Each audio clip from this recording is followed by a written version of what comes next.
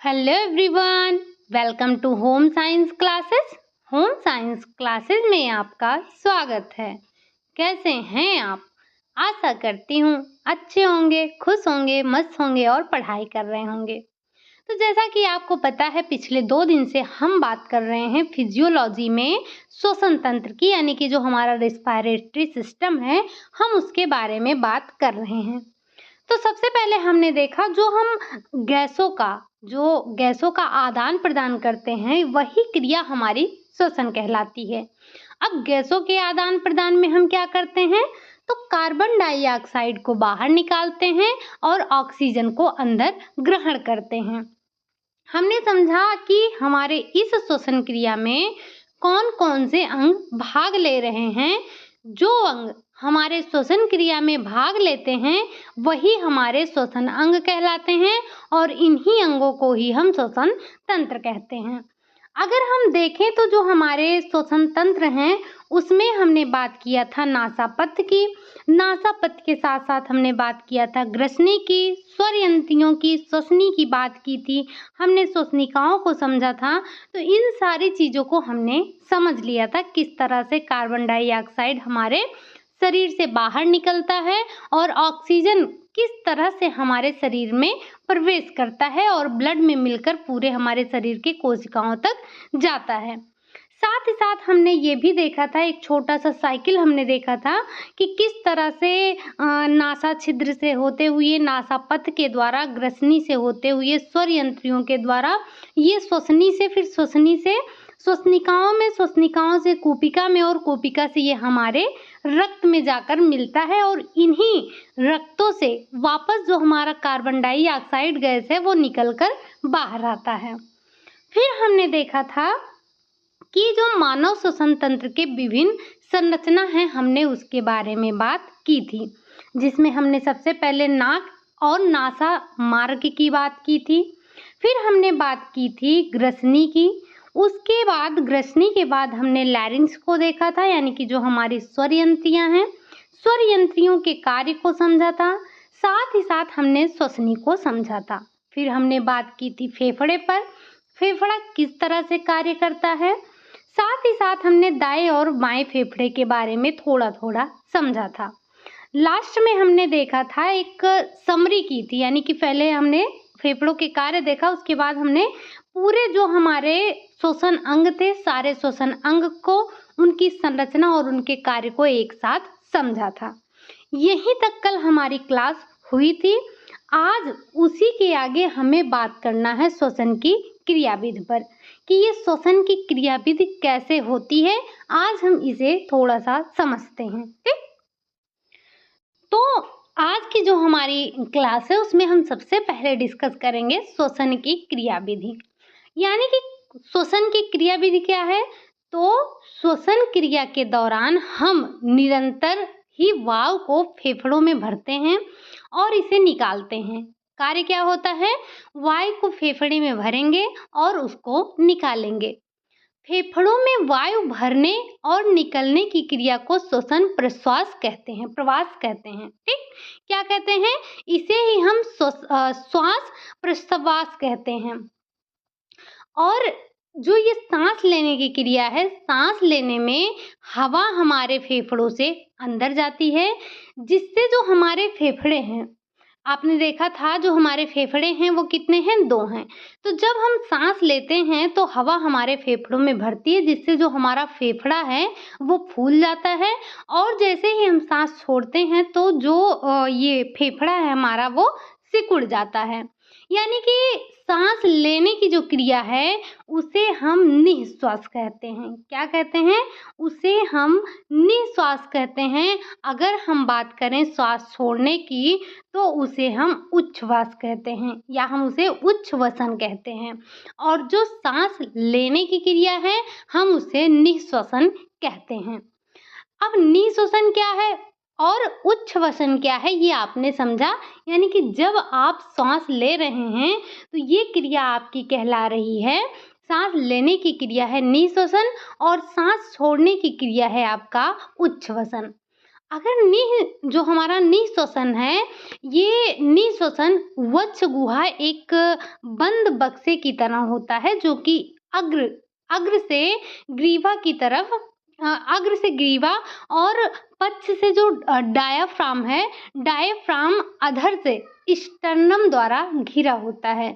सांस लेते समय ये सभी दिशाओं में फैल जाता है और सांस छोड़ते वक्त ये पुनः उसी स्थिति में आ जाता है। यानी कि जब आप सांस लेते हैं तो ये फूल जाता है और जब आप छोड़ते हैं तो ये सिकुड़ जाता है। ये जो श्वसन की क्रिया है, ये 2 तरह से होती है। यानी कि जो श्वसन है हमारी 2 होती है। एक तो होती है बाह्य श्वसन और दूसरी होती है आपकी आंतरिक श्वसन। बाह्य श्वसन में क्या होता है? तो बाह्य श्वसन जो होता है आपका, ये वातावरण और फेफड़े के मध्य गैसों का विनिमय करता है। यानी कि जो हमारा वातावरण है और जो हमारा फेफड़ा है, वातावरण और फेफड़े के बीच ये क्या करता है? गैसों का आदान प्रदान करता है। विनिमय बोले तो आदान प्रदान करना होता है। और जो आंतरिक श्वसन होता है, आंतरिक श्वसन में फेफड़ों व ऊतकों के मध्य गैसों का विनिमय होता है। अंतर को समझिएगा। जब हम बाह्य श्वसन की बात कर रहे थे तो हमने देखा कि वातावरण और फेफड़े के मध्य गैसों का आदान प्रदान हो रहा है, लेकिन जब हम आंतरिक श्वसन की बात कर रहे हैं तो इस स्थिति में फेफड़ों व ऊतकों के मध्य में गैसों का आदान प्रदान हो रहा है।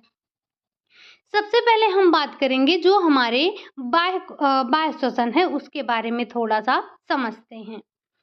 अगर बाह्य श्वसन की बात किया जाए तो बाह्य श्वसन वातावरण तथा फेफड़ों के बीच जो गैसों का आदान प्रदान होता है, यही कहलाता है।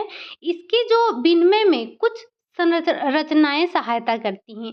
यानी कि कुछ ऐसी संरचनाएं होती हैं जो कि आपके बाह्य श्वसन में सहायता करती हैं, जिसमें सबसे पहले हम नाम लेंगे इंटरकोस्टल पेशियां, डायाफ्राम और उदरीय पेशियां।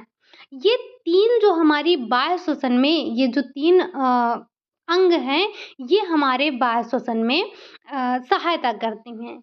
सामान्य स्थिति जब होती है तो इसमें जो वक्ष गुहा है, वक्ष गुहा की प्रत्येक पसली कुछ पीछे और बाहर की तरफ तिरछी झुकी होती है, जिन्हें आप बाह्य इंटरकॉस्टल पेशियां कहते हैं। यानी कि ये जो हमारी सामान्य स्थिति है, इसमें वक्ष गुहा की प्रत्येक पसली कुछ पीछे और कुछ बाईं ओर होती है, तिरछी झुकी होती है। इसी को आप इंटरकोस्टल पेशियां कहते हैं।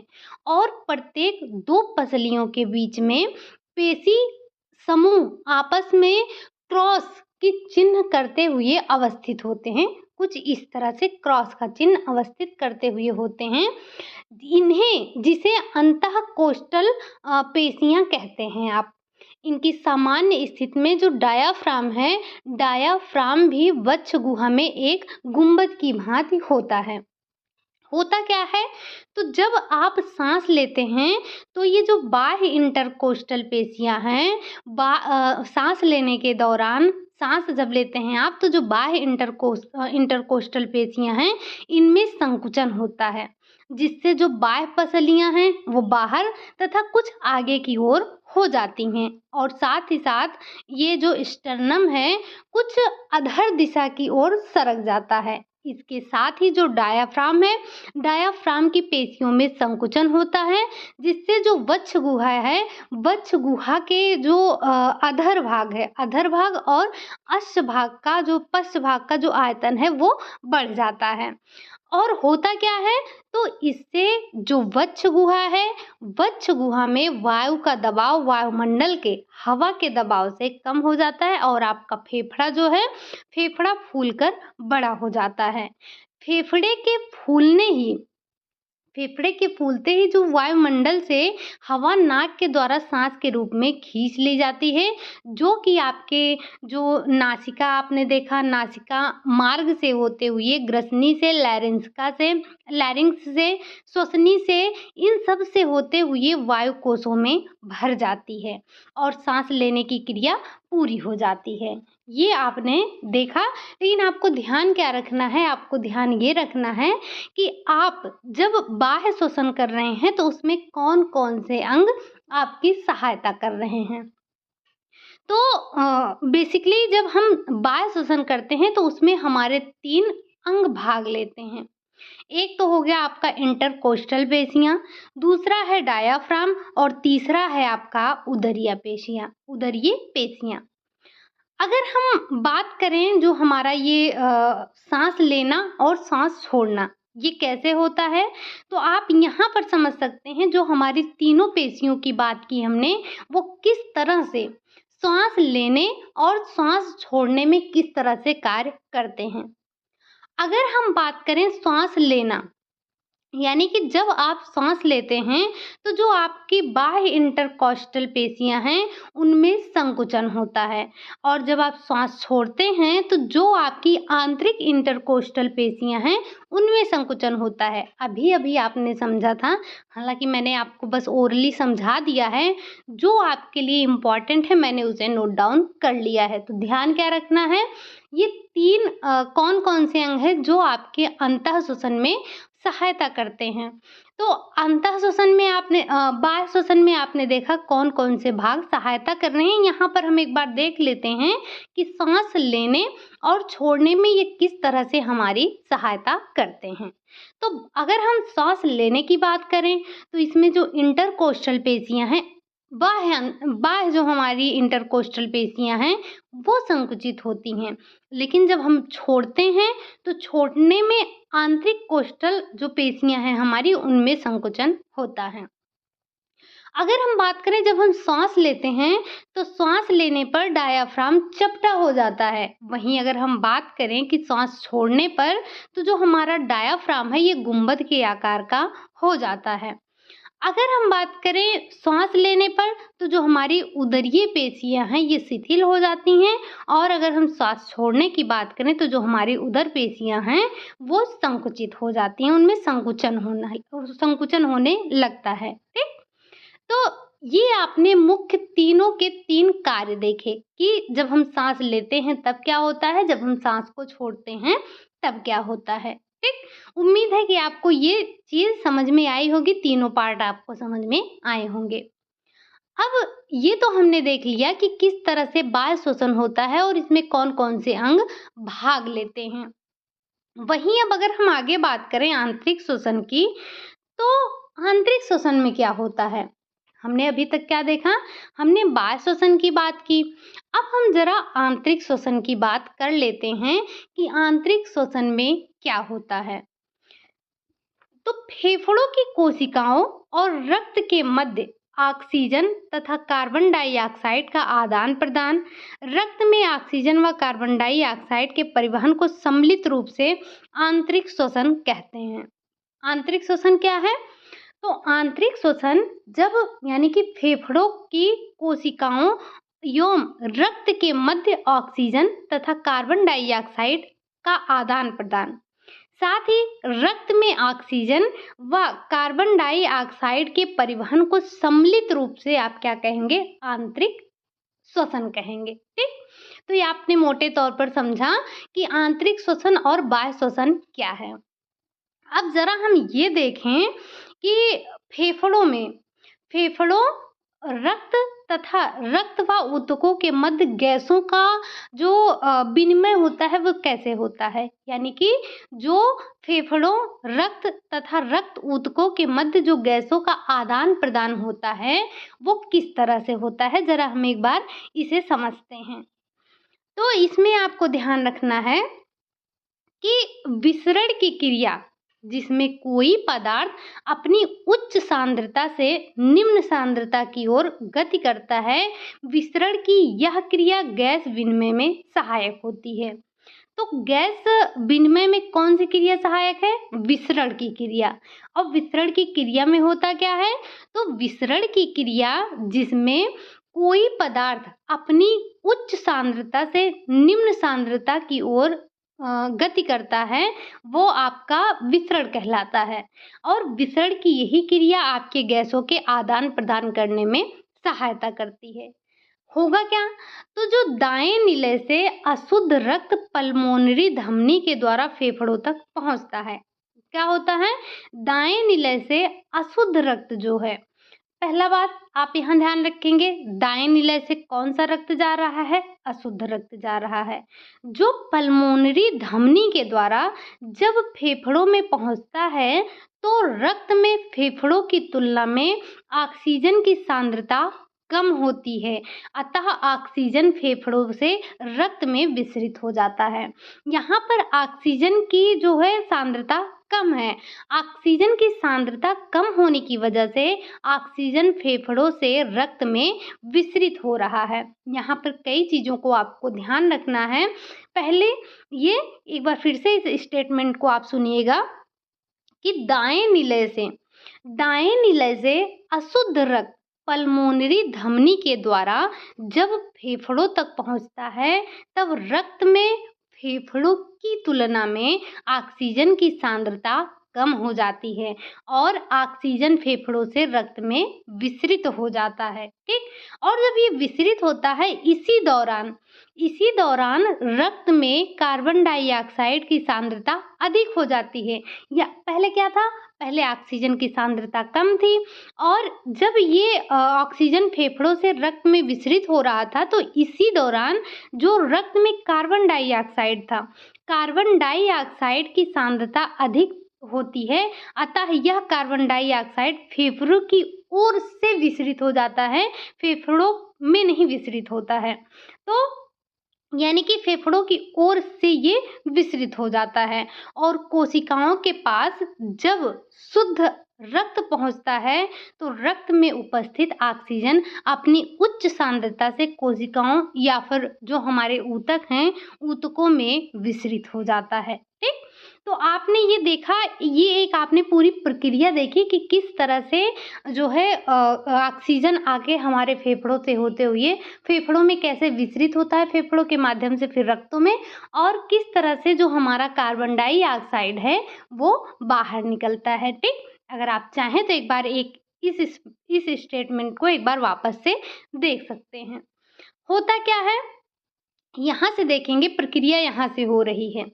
तो दाएं निलय से अशुद्ध रक्त पल्मोनरी धमनी के द्वारा जब फेफड़ों तक पहुंचता है तो रक्त में फेफड़ों की तुलना में ऑक्सीजन की जो सांद्रता है वो कम हो जाती है, अतः ऑक्सीजन फेफड़ों से रक्त में विसरित हो जाती है और जब ये विसरित होती है इसी दौरान रक्त में जो कार्बन डाइऑक्साइड की सांद्रता है वो अधिक हो जाती है, अतः यह कार्बन डाइऑक्साइड फेफड़ों की ओर विसरित हो जाता है और कोशिकाओं के पास शुद्ध जो रक्त है पहुंचता है तो ऑक्सीजन में जो रक्त में उपस्थित ऑक्सीजन अपनी उच्च सांद्रता से कोशिकाओं ऊतकों में विसरित हो जाता है। ठीक, ये आपने प्रोसेस देखा और उसके बाद एक प्रक्रिया और हो रही है, जब ये विसरित होता है तो इसी दौरान ऊतकों में कार्बन डाइऑक्साइड भी रक्त में चली जाती है। ठीक, अब आगे अगर हम बात करें तो अगला हमारा आता है कि किस तरह से रक्त में ऑक्सीजन और कार्बन डाइऑक्साइड का परिवहन होता है। तो जरा हम इसको देख लेते हैं कि किस तरह से ऑक्सीजन और कार्बन डाइऑक्साइड का परिवहन हमारे रक्त में हो रहा है। सबसे पहले हम बात करेंगे ऑक्सीजन के परिवहन की। अगर ऑक्सीजन के परिवहन की बात की जाए तो इसमें आपको क्या ध्यान रखना है, ऑक्सीजन का परिवहन यानी कि इसमें 97% जो ऑक्सीजन है वो आरबीसी में उपस्थित हीमोग्लोबिन के साथ जुड़कर ऑक्सी हीमोग्लोबिन के रूप में परिवहन दर्शाता है। ये आपके लिए कोई नई चीज नहीं है, आपने पहले ही समझा था कि जब ऑक्सीजन के साथ हीमोग्लोबिन मिलता है तब वो बनाता है ऑक्सी हीमोग्लोबिन, लेकिन यही जब कार्बन डाइऑक्साइड के साथ मिलता है यानी कि जो हमारा हीमोग्लोबिन है जब ये कार्बन डाइऑक्साइड के साथ मिलता है तब बनाता है कार्बोक्सी हीमोग्लोबिन। तो अभी हम बात कर रहे हैं किसकी, ऑक्सीजन के परिवहन की। तो 97% 97% जो हमारा ऑक्सीजन है आरबीसी में उपस्थित जो हीमोग्लोबिन है उसके साथ मिलकर ऑक्सी हीमोग्लोबिन के रूप में ये परिवहन दर्शाता है अपना। और 3% ऑक्सीजन रक्त के प्लाज्मा में घुलित अवस्था में परिवहन करता है। तो जो 97% है वो हीमोग्लोबिन के साथ ऑक्सी हीमोग्लोबिन बनाता है, और जो 3% आपका बचता है वो ऑक्सीजन आपका रक्त के प्लाज्मा में घुलित अवस्था में परिवहन करता है। ठीक, ये हमने देखा कि किस तरह से ऑक्सीजन का परिवहन होता है। अगर हम बात करें अब कार्बन डाइऑक्साइड की, तो कार्बन डाइऑक्साइड किस तरह से परिवहन करता है, जरा हम इसको समझते हैं। तो जो 70% कार्बन डाइऑक्साइड है इसका परिवहन बाइकार्बोनेट आयन के रूप में होता है। यानी कि जो 70% हमारा कार्बन डाइऑक्साइड है उसका परिवहन बाइकार्बोनेट आयन के रूप में होता है।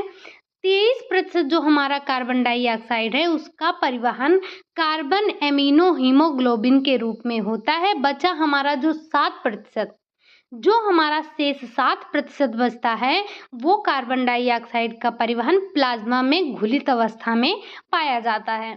तो ध्यान रखेंगे आपका जो 70% है वो बाइकार्बोनेट आयन के रूप में होता है, और जो आपका 23% है वो कार्बन एमिनो हीमोग्लोबिन के रूप में होता है।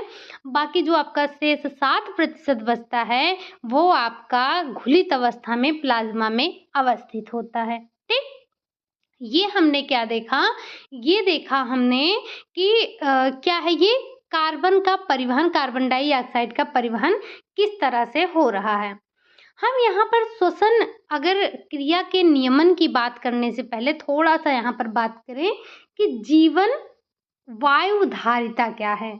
जीवन वायु धारिता क्या है, तो आप इसको ध्यान रखिएगा कि जीवन वायु धारिता हवा का वो आयतन है जो कि गहरी सांस लेने के उपरांत गहरी सांस छोड़ने से आपको प्राप्त होता है। ठीक, तो ये क्या होता है, ये आपका जो गहरी सांस लेने और छोड़ने के उपरांत जो हमें प्राप्त होता है वही हमारा क्या होता है, जीव धारिता, जीवन वायु धारिता होती है। ये पुरुषों में अलग होता है और जो स्त्रियां हैं उनमें अलग होता है। इनका जो मापन है वो स्पाइरोमीटर के द्वारा होता है। जो हमारा जीवन वायु धारिता है इसका अगर मापन किया जाए तो ये आपका स्पाइरोमीटर के द्वारा किया जाता है, और इसको जो प्रभावित करते हैं यानी कि जो जीवन वायु धारिता पर कई चीज़ें निर्भर करती हैं। जैसे व्यक्ति का लिंग, व्यक्ति स्त्री है या पुरुष है, उसके शारीरिक की जो स्थिति है क्या है, जो सतह है उसका क्षेत्रफल क्या है, नींद कैसी ले रहा है व्यक्ति, रोग है तो अलग होती है। मतलब हर एक स्थिति में अलग अलग इसकी जीवन धारिता होती है। अब हम बात करते हैं अपने जो हमारा श्वसन क्रिया का नियमन है। श्वसन क्रिया का क्या बात करेंगे, श्वसन क्रिया के नियमन पर हम बात करेंगे। ठीक, आपको पता ही है अगर हम श्वसन क्रिया के नियमन की बात करें, अभी आपने क्या देखा था, आपने सबसे पहले समझा कि श्वसन क्रिया की विधि क्या है, किस तरह से आप श्वसन क्रिया करते हैं। अब यहाँ पर हम बात करेंगे श्वसन क्रिया के नियमन की। ठीक, वैसे तो आपको पता है कि ये जो श्वसन क्रिया है, श्वसन क्रिया एक अनैच्छिक और स्वचालित है। अनैच्छिक का मतलब ये होता है जिस पर हमारा कंट्रोल ना हो। अब क्या आप सांस अपनी मर्जी से लेते हैं? नहीं। अगर आप सांस अपनी मर्जी से लेने लगे, आप सोचे कि हम सांस नहीं लेंगे तो आप भगवान को प्यारे हो जाएंगे। तो हमें जीवित रहने के लिए सांस लेने की आवश्यकता होती है, और ये एक अनैच्छिक क्रिया है। ठीक, यही कारण होता है कि जब हम सोते रहते हैं या फिर शारीरिक या फिर किसी भी तरह का कोई भी मानसिक कार्य करते रहते हैं, तो ये जो हमारी श्वसन क्रिया है ये अपने आप कार्य करती रहती है। क्या कभी ऐसा होता है कि आप मान लीजिए कोई कार्य कर रहे हैं और आप भूल गए, कहीं आपको थोड़ी देर बाद याद आए, अरे हमने तो सांस लिया ही नहीं। तो ऐसा नहीं होता है। श्वास क्या है, जो श्वास लेने की क्रिया है, ये एक अनैच्छिक क्रिया है। आप चाहे सोते हों, चाहे आप जागते हों, यहाँ तक कि आप जब बेहोश होते हैं तब भी आप सांस लेते रहते हैं, क्योंकि ये एक अनैच्छिक क्रिया है और आपका इस पर कोई कंट्रोल नहीं होता है। इसके साथ ही श्वसन क्रिया एक सीमित रूप से ऐच्छिक क्रिया भी होती है। आप इसे एक एक टाइम के लिए, कहने का मतलब ये है कुछ सेकंड के लिए, या हालाँकि जो प्रैक्टिस करते हैं कुछ मिनटों के लिए भी अपने श्वास को रोक सकते हैं। तो ये जो है एक विशेष प्रकार की एक सीमित, कह सकते हैं सीमित समय सीमा में आप इसे अपनी इच्छा के अनुसार साँस ले सकते हैं। अब आप इससे जो है आप अपनी इच्छा अनुसार साँस ले सकते हैं और रोक भी सकते हैं। तो सांस क्रिया के नियमन को हमने दो भागों में बांटा है। जरा समझते हैं कि वो हैं क्या। तो एक तो है आपका तंत्रिकीय नियमन, दूसरा है आपका रासायनिक नियमन। अब हम सबसे पहले बात करेंगे तंत्रिकीय नियमन की। तो इसके नियमन में आप ध्यान रखिएगा, इसमें आपको जो पॉइंट ध्यान रखना है वो हमने यहाँ पर नोट डाउन किया है। तो सबसे पहले आप ध्यान रखेंगे इसका जो नियमन है, यानी कि जो हमारी श्वसन है, श्वसन का जो नियमन है, ये वितरित तंत्रिका एवं साइनोएयोर्टिक तंत्रिका द्वारा होता है। इन्हीं तंत्रिकाओं के द्वारा श्वसन केंद्र उत्तेजित होता है। श्वसन केंद्र पश्च मस्तिष्क के मेडुला ऑब्लंगेटा में अवस्थित होता है और इसी के द्वारा ये कंट्रोल होता है। ये बात भी आप ध्यान रखिएगा। ये जो आपका मेडुला ऑब्लंगेटा है, अगर हम इसको बात करें तो हिंदी इसकी होगी सुषुम्ना शीर्ष, ठीक। लेकिन आप हिंदी ना याद करके इंग्लिश ही याद रखिएगा। वहाँ पर पश्च मस्तिष्क के जो मेडुला ऑब्लंगेटा है उसमें अवस्थित होता है और यह श्वसन क्रिया में भाग लेने वाली सभी पेशियों को नियंत्रित करता है। अगर आपसे कभी ये पूछा जाए कि मस्तिष्क का कौन सा भाग श्वसन क्रिया को नियंत्रित करने का कार्य करता है, तो आपको नाम ध्यान आएगा मेडुला ऑब्लंगेटा, ठीक। तो आप इसका नाम ध्यान रखें। अगर हिंदी ध्यान रखेंगे तो सुषुम्ना शीर्ष ध्यान रखिएगा, ठीक। श्वसन केंद्र में एक निःश्वसन केंद्र तथा एक उच्छ्वास केंद्र होता है। निःश्वसन केंद्र डायाफ्राम एवं इंटरकोस्टल पेशियों से तंत्रिका द्वारा संबंधित होता है। इसी तरह से उच्छ्वसन केंद्र फेफड़ों में स्थित ग्राही केंद्रों से तंत्रिका द्वारा ये संबंधित होता है, ठीक। तो आप यहाँ पर जो ध्यान रखेंगे वो है मेडुला ऑब्लंगेटा, ठीक। और इसी मस्तिष्क भाग से आपके श्वसन को नियंत्रित किया जा सकता है। अब सांस लेने के दौरान जो निःश्वास केंद्र है, निःश्वसन केंद्र से प्रेरणाएं निकलती हैं जिसमें डायाफ्राम और बाह्य जो इंटरकोस्टल पेशियां हैं उनमें संकुचन होता है, जिससे जो वायु है वो फेफड़ों में भर जाती है। फेफड़े हमारे फूल जाते हैं और होता क्या है, तो फेफड़े में अधिक रक्त आकर शुद्ध होने लगता है।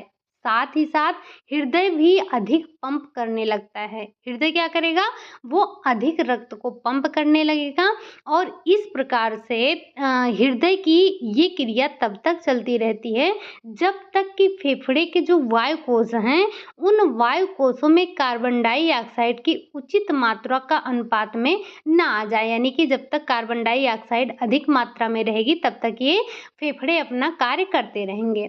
यानी कि अब जो निःश्वसन केंद्र है, निःश्वसन केंद्र की क्रिया बंद हो जाती है और डायाफ्राम और जो आपका बाह्य इंटरकोस्टल पेशियां हैं ये दोनों के दोनों शिथिल हो जाते हैं। और जब उच्छ्वसन यानी कि जो सांस छोड़ने की क्रिया है, उच्छ्वसन के दौरान जो उच्छ्वसन केंद्र है उत्तेजित हो जाता है, जिससे जो फेफड़े हैं फेफड़े पिचक जाते हैं और फेफड़े के वायुकोश में भरी जो कार्बन डाइऑक्साइड है वो अनेक जो हमारे मार्ग हैं वहाँ से होते हुए नासा छिद्र से ये बाहर निकल जाता है और ये क्रिया आपकी निरंतर आने जाने की चलती रहती है, ठीक। अगर हम अब बात करें जो हमारा रासायनिक नियमन है, तो ये किस तरह से होता है? अभी अभी हमने देखा कौन सा तंत्रिकीय नियमन यानी कि जो हमारा नर्वस सिस्टम है उसके द्वारा कैसे हम अपने श्वास को कंट्रोल करते हैं। अब अगर हम बात करें रासायनिक नियमन की तो ये किस तरह से होता है? इसकी भी कुछ क्रिया प्रक्रिया होती होगी। जी हाँ, होती है। बात कर लेते हैं। तो जैसे रक्त में उपस्थित जो कार्बन डाइऑक्साइड है, कार्बन डाइऑक्साइड की मात्रा श्वसन गति को सबसे अधिक प्रभावित करती है। अगर हम बात करें तो ये जो हमारे रक्त में उपस्थित CO2 है, क्या है? CO2 है। CO2 की मात्रा ही ये गति को सबसे अधिक प्रभावित करती है। जैसे रक्त में जैसे ही कार्बन डाइऑक्साइड की मात्रा बढ़ती है तो मस्तिष्क का श्वसन केंद्र उत्तेजित हो जाता है, जिसके फलस्वरूप श्वसन गति बढ़ जाती है। जब तक रक्त में उपस्थित जो कार्बन डाइऑक्साइड है यानी कि जो हमारा CO2 है, इसकी मात्रा सामान्य न हो जाए। इसके अतिरिक्त भौतिक कार्य करने पर भी जो हमारा श्वसन गति है वो बढ़ जाता है। इसके अलावा अगर हम बात करें जो हम भौतिक कार्य करते हैं तो उसमें भी हमारी श्वसन गति बढ़ जाती है। भौतिक कार्य जैसे जैसे तेज दौड़ना हो गया, तेज चलना हो गया, सीढ़ियाँ चढ़ना हो गया, भारी बोझा उठाना हो गया, तो इन सारे कार्यों में आपने देखा होगा आपकी जो श्वसन गति है वो बढ़ जाती है। और अगर मानसिक आपको कोई उद्वेग है या फिर भय है, आवेश में हैं या क्रोध में हैं, तो इन सभी स्थितियों में भी श्वसन के जो गति है उसमें आपको डिफरेंस देखने को मिलता ही मिलता है। ठीक? तो आपको क्या ध्यान रखना है? आपको ध्यान ये रखना है कि तंत्रिका नियमन के अलावा भी श्वसन क्रिया जो होती है वो रासायनिक नियमन के द्वारा होती है। ठीक? अगर आप देखें तो ये जो निर्भर करता है कार्बन डाइऑक्साइड जो गैस है हमारी, उस पर ये निर्भर करता है। इसकी गति जो है ये कार्बन डाइऑक्साइड गैस जो है हमारी वो प्रभावित करती है। ठीक? तो उम्मीद है कि आपको ये श्वसन तंत्र समझ में आया होगा। आपने क्या देखा? आपने बात किया कि जो हमारे श्वसन तंत्र है उसको हम कैसे नियंत्रित करते हैं। हालांकि आप सभी को पता है कि ये एक अनैच्छिक पेशी है, इसे हम अपनी इच्छा अनुसार नहीं कर सकते हैं, नहीं चला सकते हैं। लेकिन फिर भी कुछ समय के लिए हम इसे अपनी इच्छा के अनुसार चला सकते हैं। कुछ मिनटों के लिए या कहें कुछ सेकंड के लिए हम अपनी सांस को अपने हिसाब से ले सकते हैं, छोड़ सकते हैं, रोक सकते हैं। ठीक?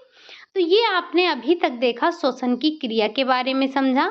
आपने आज जो देखा वो देखा श्वसन की क्रिया विधि देखी, साथ ही साथ आपने श्वसन क्रिया का नियमन भी देखा कि किस तरह से आप इसका जो रिस्पायरेटरी सिस्टम है आप उसके रिस्पायरेटरी सिस्टम को आप रेगुलेशन में कर सकते हैं, उस पर कैसे नियमन कर सकते हैं। ठीक? अब हम अगर बात करें, वैसे तो हमारा अब ये समाप्त हो गया, लेकिन अभी हमें 1-2 पॉइंट और ध्यान रखना है। वो क्या है? तो अब हम बात करेंगे जो श्वसन संबंधी कुछ समस्याएं होती हैं, जरा सा हम उन पर प्रकाश डाल लेते हैं। ये हमसे पूछे जाते हैं। हालांकि हमने यहाँ पर बहुत ज़्यादा नहीं नोट डाउन किया है, जो 1-2 आपके बच रहे हैं हम कोशिश करेंगे कि प्रैक्टिस की क्लास में उसे ज़रूर लेकर आएँ। वैसे आज ये हमारा समाप्त हो जाएगा श्वसन तंत्र, और उसके बाद हम सोच रहे हैं कि मंडे से आपके BPSC के लिए प्रैक्टिस करवा दी जाए। तो ये विचार आपको कैसा लग रहा है? हमारे पास 1 हफ्ते का टाइम है, 19 को आपका एग्ज़ाम है, तो हम 18 तक, अभी आज कितना है? आज है आपका 8 है, आज 8 है, आज से आपके 10 दिन और बचते हैं। तो आज हम कर रहे हैं अपना ये श्वसन तंत्र समाप्त कर रहे हैं। कल हम प्रैक्टिस करेंगे और उसके बाद हम सोच रहे हैं कि मंडे से आपके लिए प्रैक्टिस सेट लाया जाए BPSC के लिए 5 ऑप्शन वाला। ठीक? तो आप लोग तैयारी कर लीजिएगा, पूरे ब्रांच 5 ब्रांच को आप पढ़ लीजिएगा। हम एक ब्रांच को देखेंगे या मिक्स जैसे भी होगा, तो हम पूरे 50 क्वेश्चन 40 क्वेश्चन जैसा भी होगा हम हर दिन करने की पूरी कोशिश करेंगे। अभी आपकी थ्योरी की क्लासेस बंद होंगी 1 हफ्ते के लिए। ठीक? चलिए अब हम देख लेते हैं श्वसन संबंधी कुछ समस्याओं पर चर्चा कर लेते हैं कि श्वसन संबंधी कौन कौन सी समस्याएं आती हैं, उसमें क्या होता है। ज़्यादा नहीं, बस आपकी क्लास 2 मिनट की और बची है। सबसे पहले हम बात करेंगे अस्थमा की। अस्थमा क्या है? तो आप सभी ने देखा होगा कि अस्थमा के रोगी ये श्वास से संबंधित एक रोग होता है। इसमें बेसिकली क्या होता है कि जैसे धूल मिट्टी से एलर्जी होती है व्यक्ति को, ठीक? तो इसमें रोगी व्यक्ति की श्वास नली में संकुचन होने से श्वास लेने में परेशानी आती है। यानी कि सबसे इसका मुख्य होता है कि व्यक्ति को धूल मिट्टी आदि से एलर्जी होती है। आपने देखा होगा जो अस्थमा के मरीज होते हैं वो ना बहुत तेज चलते हैं, बहुत ज़्यादा नहीं दौड़ते हैं, धूल मिट्टी में नहीं जाते हैं, ऐसे में उनके लिए समस्या हो जाती है, वो सांस नहीं ले पाते हैं। अगला है इनॉक्सिया। इनॉक्सिया क्या है? तो ये भी हमारे श्वास से ही संबंधित समस्या है, श्वसन से संबंधित समस्या है। तो जब शरीर में ऑक्सीजन की अत्यधिक कमी हो तो व्यक्ति बेहोश हो जाता है। लंबे समय तक अगर ऐसे रहा तो व्यक्ति की मृत्यु हो जाती है। ध्यान रखेंगे एनॉक्सिया में क्या होगा, यानी कि इसमें शरीर में ऑक्सीजन की अत्यधिक कमी यानी कि O2 की मात्रा बहुत ज़्यादा घट जाने से क्या होता है, एनॉक्सिया हो जाता है। व्यक्ति बार बार बेहोश हो जाता है। अगर इसका सही समय पर इलाज ना किया जाए तो व्यक्ति की मृत्यु भी हो जाती है। अगला है तीसरा, यानी कि जो कि हमारा लास्ट है, वो है हाइपोक्सिया। हाइपोक्सिया का मतलब क्या हुआ? जब रक्त में ऑक्सीजन की सांद्रता कम तथा शरीर के किसी हिस्से को ऑक्सीजन प्राप्त ना हो या कार्य करना बंद। अब पहले यहाँ पर आप कुछ मत समझिए। सबसे पहले यहाँ पर अगर हम बात कर रहे हैं तो ऑक्सीजन की ही कर रहे हैं कि अगर हमें ऑक्सीजन लेने में कमी या अधिकता हुई तो कोई समस्या आएगी। यहाँ पर हम बात कर रहे हैं हाइपोक्सिया। हाइपोक्सिया इसका हाइपोक्सिया का मतलब क्या? हाइपो से आपने समझा था कि अगर हम कहीं पर हाइपो की बात करें तो इसका मतलब कमी हो रही है। अगर हम हाइपर की बात कर रहे हैं तो इसका मतलब अधिकता है। अब चाहे वो हाइपोकैल्सीमिया हो या फिर हाइपरकैल्सीमिया हो, तो हाइपोनिट्रेमिया हो या फिर हाइपरनिट्रेमिया हो। निट्रेमिया से याद आया मुझे, ज़रा एक बार आप मुझे ये कमेंट करके बताइएगा कि जो ये हाइपोकैल्सीमिया और हाइपरकैल्सीमिया है ये किसकी वजह से हो रहा है?